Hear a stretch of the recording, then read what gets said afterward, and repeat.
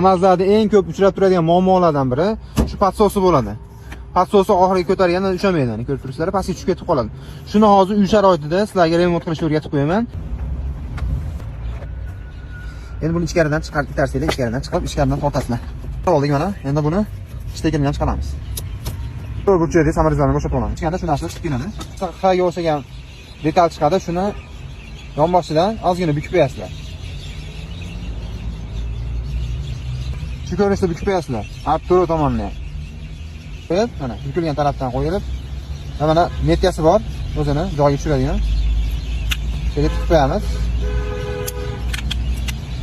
Mana buni solamiz, mana holatda. Tushdi. Patosini qatirib oldik. Buni o'rnatishdan oldin обязательно patosni shtekini ulashimiz kerak, bo'lmasa shuncha qilganimiz ishlamay qolishi mumkin.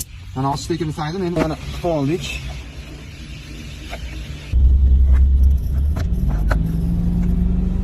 Bu videoni Damas minadigan akalar jo'natib qo'yinglar, juda ham foydali narsa. Yana ham foydali narsalar chiqarishga harakat qilamiz. Profil yonini qo'ying.